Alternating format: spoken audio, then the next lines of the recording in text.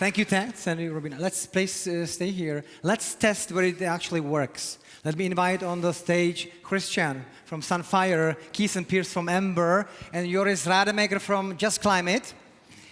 You can sit together. Let's spread it around somehow. There's a reason. Let's see whether we can fit in. Let's sit in rows, like in a school photo. Let's just do something weird here. This is good. This is good. Live. Okay, Here. I'm married, I can't. Okay. Whatever. I think we fit. Okay, so anyway. we just changed places here. It's good. Okay. Okay, you won. That's good. No, there's a, Anyway, the reason why we have Christian here is Christian actually has seen the movie, so to say, already back in 2010. We started in 2008. Yeah, we need Mike here. 2008. Started in 2008, yeah, and founded in 2010, and I think you joined in 2014. It was. It was actually 15, 15, 16, yeah. But we started talking in 14. We started talking. Anyway, Christian will explain himself, but he actually raised. How much have you raised since then? I must say I'm not the finance guy. I think it's something like 400 million in total, 450. Yeah. Plus subsidies, so it's really crazy. Yeah, so he raised crazy amount of money, and so he experienced something, and now we have Keith and Pierce from EMBER here, who actually just started amazing business. They are going to explain themselves. Who are about to raise actually probably a lot of money for their business, and here is from Just Climate has all the money they need.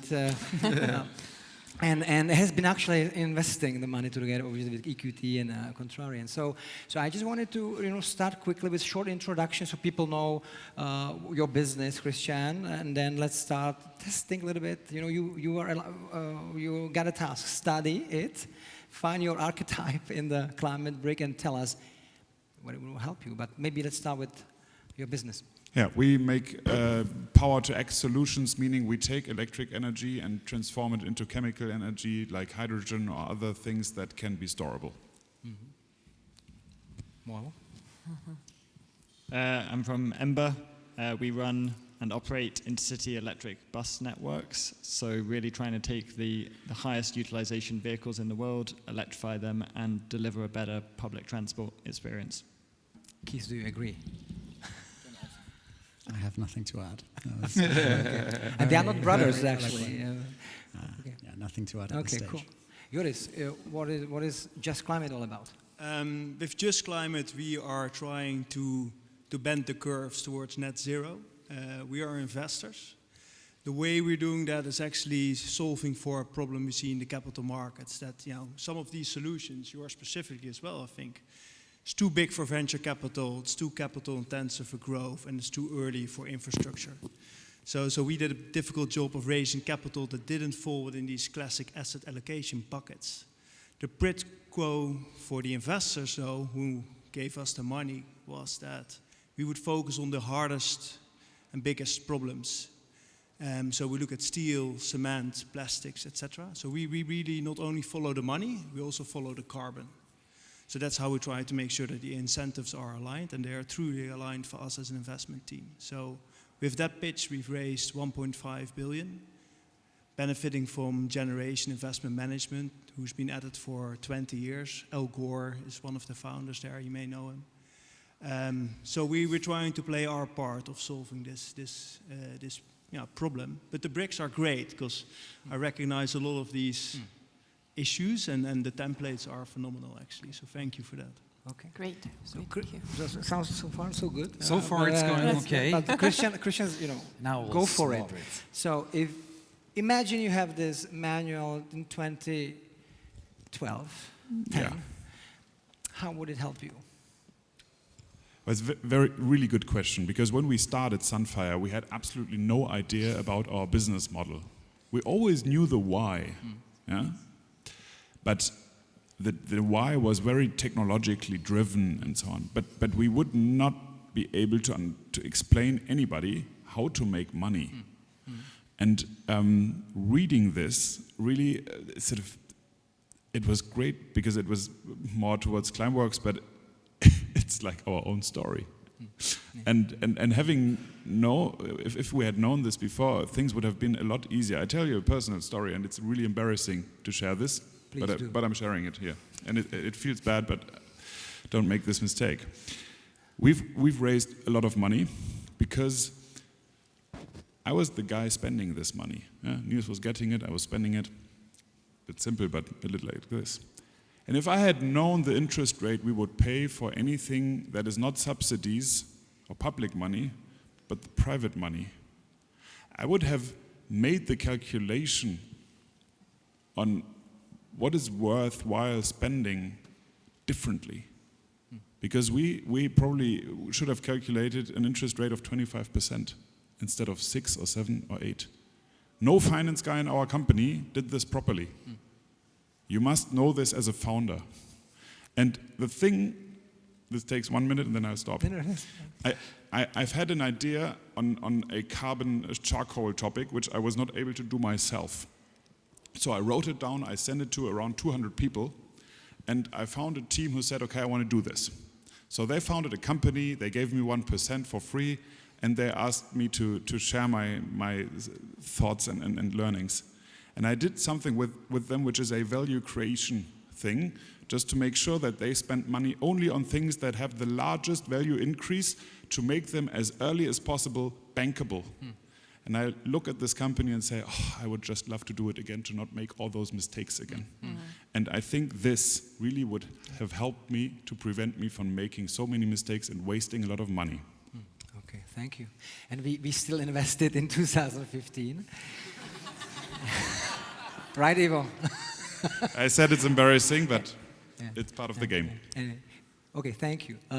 Keith or Piers, what is your take here? You maybe explain a little bit what is your plan here with your business, so people get a feel how big a challenge you are after.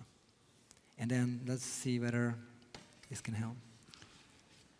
So we're really simple people, I guess, ultimately, Piers and I. The way that I can speak on his behalf as well, by the way. We're very simple people, and the way that we look at the world is very simple and largely rational, and we start from first principles, and we derive a worldview, and we kind of act on that worldview. And when we decided to start a business, we kind of looked at the world, and we're in a fortunate position to be able to do anything we wanted. And we looked around and saw this massive opportunity. GJ mentioned it, the number of cars that are in the world, the energy that goes in versus the energy that comes out. It's this kind of highly inefficient way of running a world or running a network. And so we thought there has got to be a better way of doing this from a kind of first principles perspective. And we looked at the world and said, there's people in every country, there's people moving basically every day in every country of the world. We did not do a McKinsey-style bottom-up analysis to say, okay, this is the total addressable market. We just said, this is so obvious. And that's why we're kind of simple. And so the bit that comes after that is not simple. The bit that comes after is really, really hard and really complicated, because how do you solve that? And so that's the bit that we're working on, and it's, technology-driven. It's zero-emission vehicles. It's highly optimized networks. There's like a huge amount of technology. I guess we could spend time on that. And I think when, I look at the climate brick, again, as well as being simple, I'm deeply cynical, actually. So it's probably worth just getting out right now. Skeptical, hopeful, deeply hopeful, but highly skeptical.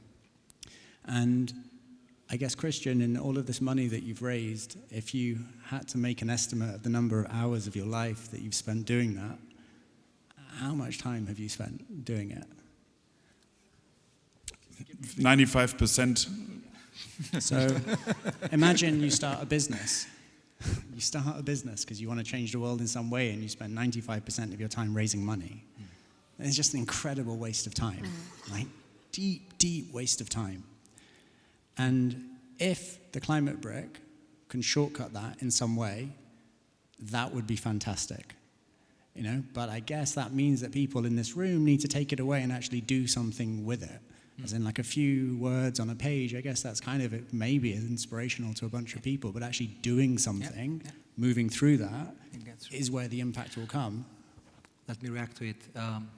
From the moment Climate Break was born, and we meet 400 startups per year, we review 400 stories per year, our first statement or message of Inven team investors is, did you read the Climate Break?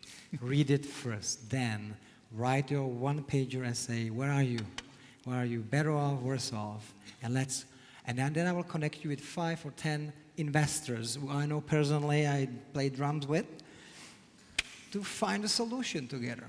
But so we study that. We ask others to really look at it because that's a very big, great piece of work. It's not a bullshit, it's very practical, but it will not survive unless we really start using it and making it even better and better. But that's a great start, and that's our approach, that's our contribution to the European VC community and startup community. And very selfishly, I don't want to spend 95% of the next 10 years of my life raising money so that we can build better public transport for millions and millions of people. That's the thing I want to do, and maybe I'll spend 5% of my time. We did come up with that idea on a bus, so... And I think that is the proof of the Probably value, right? Next time, EMBER. Next time. Joris, what would you advise those guys? I mean, you have been investing money all, last years, and they just said they don't want to spend 95% of their time with us, right? So how can we do better? No, we're trying so hard. Well, how can we do better? let me first start with, I used to build companies, but the last couple of decades was really about renewable energy. That's, when I finished my studies, I didn't want to work for Greenpeace or Shell. I'm Dutch. So I had to do something else, and back in those days, in 2009-10, it was really renewable energy. So I've built a couple of businesses there and sold them, but then I got so frustrated that there wasn't the right capital available for the next wave that I became an investor. So that's another solution to the problem you laid out.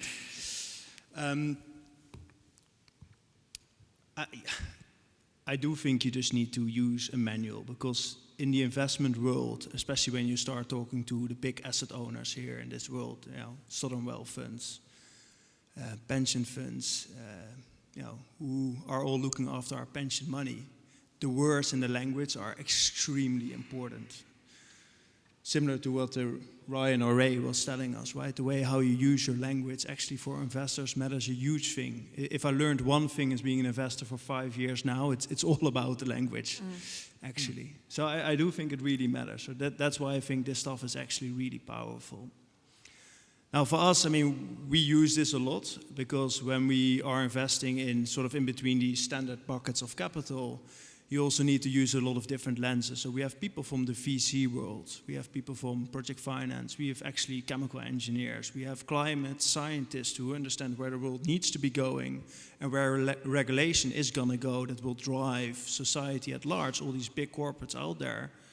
And they, in the end, will need all the tools to decarbonize. That's how we look at the world. So our job is to use these climate bricks to create all the tools so that all the multinationals that don't get the why, to your point, actually just follow the legislation and actually use those tools to decarbonize. Because right now people are talking about scope 1, 2, and 3. I'm sure you're all familiar with that. But the reality is that the next couple of years people need to put down transition plans, how you're actually going to decarbonize. But you're not going to get much further at this moment with kind of renewable energy usage, perhaps some carbon credits, etc. That's also a hot topic, I know. But what we need is people to say, well, if I'm flying my employees to Prague to be part of this session, I'm going to use sustainable aviation fuel. If I'm going to build a new company and I'm using cement, I'm going to use a different way of actually getting that power, that cement in there. That is really what we focus on, and I think the climate bricks are a fantastic method to really lower the transaction costs, as you guys talk about it. The only other thing that I would like to highlight is we're sitting here in Europe. I personally think that the biggest impact in terms of all these solutions will actually be in the global south, places like India, right? 70% of the actual economy, physical economy, still needs to be built. So we're also working on how do we actually channel a lot more capital towards that world, and that's a whole next layer that I think we probably should think how we add that to the BRICS, because that's a whole other complexity in itself. Mm-hmm. Anyway, those are just my 2 cents on that point. Amazing. Ted, okay. No. Ted, behind EQT Ventures, there's a big EQT corporation. How do you plan to implement it there, maybe, and because there could be big impact eventually. So maybe explain. Yeah, sure. EQT Yeah. EQT Ventures, where I work, it's kind of like the kids' table of this big multi-strategy investment platform. So we have massive infrastructure fund, like $30 billion dollar funds. We have real estate funds. We have like a long-hold climate fund and so forth. And I think one of the biggest challenges, like when I joined EQT 10 years ago, we were 150 people. Now we're, I think, just over 2,000 people. So you need some type of language or some type of grid or something like that to keep it together. And we've started using Climate Trick as well. And we had people from all different parts of the organization, not just outside, but also internally at EQT to help out. So in a way, like many of these bricks here, it's about how to make a case bankable as quickly as possible so we can hand it over to our infrastructure fund. Exactly. And they provided a lot of feedback. And they actually said, like, I think this is probably slightly old version. It's like, you got to fix this and stuff like that. And then we go to other infrastructure funds and get their perspectives. So I'm sure right now, this is a beta version. Next year, hopefully, it will be better, and the year after. And so forth. We can all participate. Robin, any plans on your side with Contrarian? And you guys just visited your great event in Bilbao, and you guys are really nailing it when it comes to climate tech and bringing investors from around the world and startups. More than 1,000 people were there, right, in Bilbao? In Bilbao, yeah.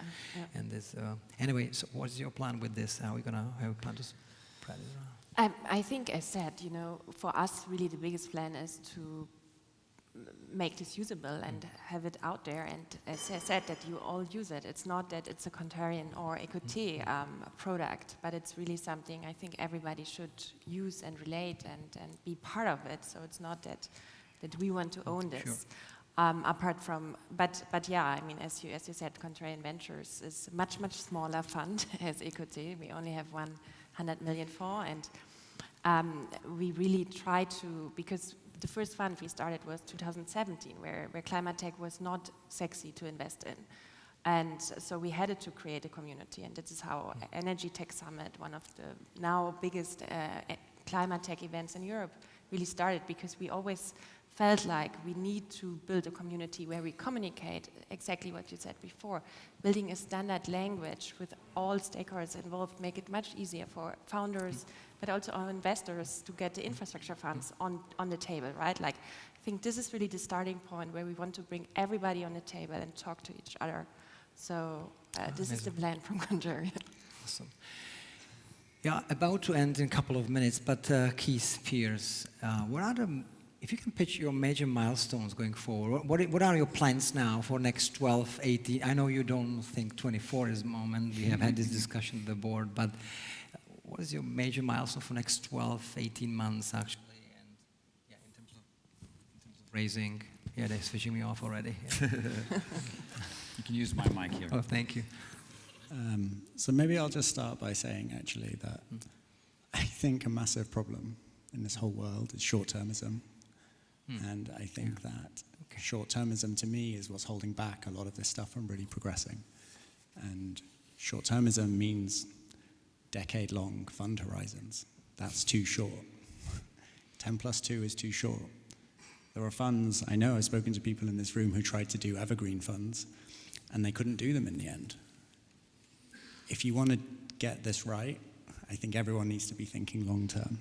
It requires a kind of structural shift in mind. But given you asked, what are we going to be doing in the next 2 years?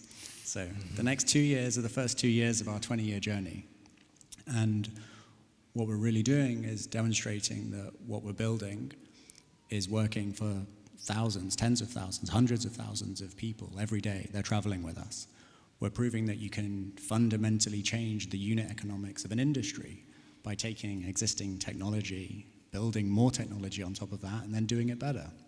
And that has a real impact. We're doing millions and millions of zero-emission kind of passenger trips every month. Like, it is having a direct impact today. But to your point, that is just a demonstration of where we want to get to across multiple countries. And so the next 12, 24 months are really proving this out with Inven, 2150, ANU, who recently invested in us.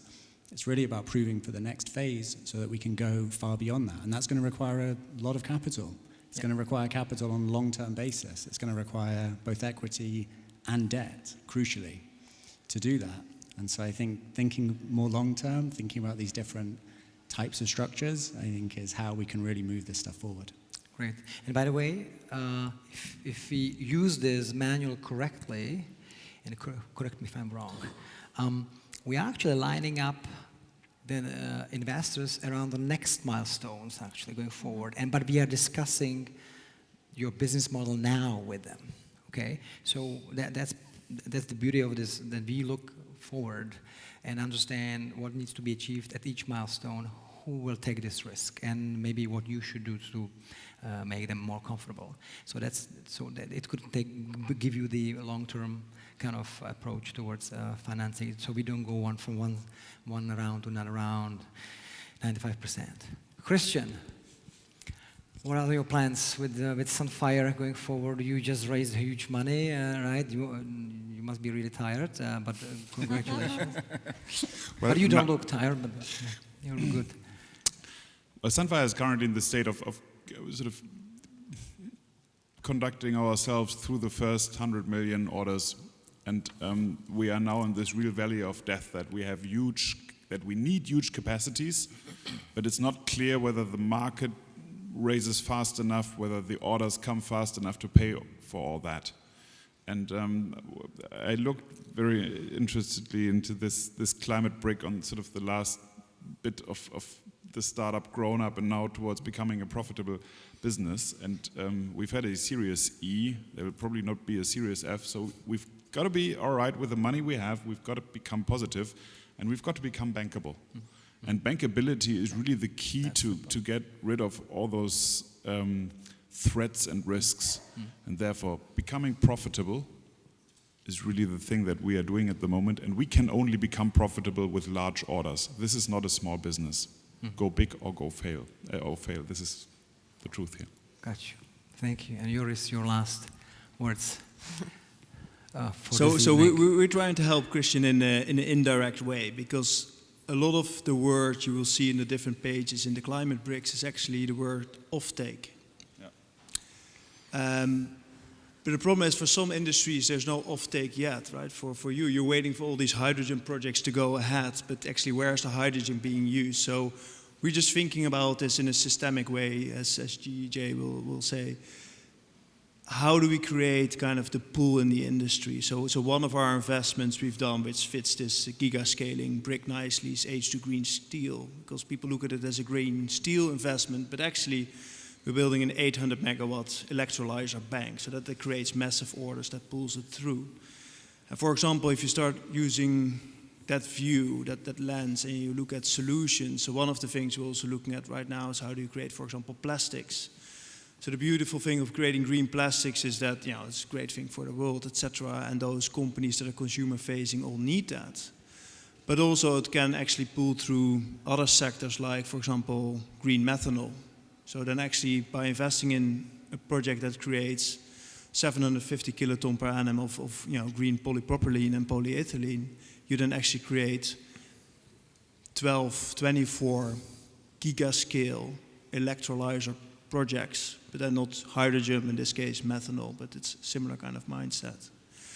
And we actually think that that's a way how you can actually help as well, by just thinking through where can you start creating bankable projects and actually pull through that whole economy. So that's what we are focused on. Next 2 years, I guess we'll be focused on that for a long while, still beyond the 2 years as well. But that's the part we're doing. Awesome, amazing. Thank you very much for your time and for this panel. Thank you. Thank you. Yeah.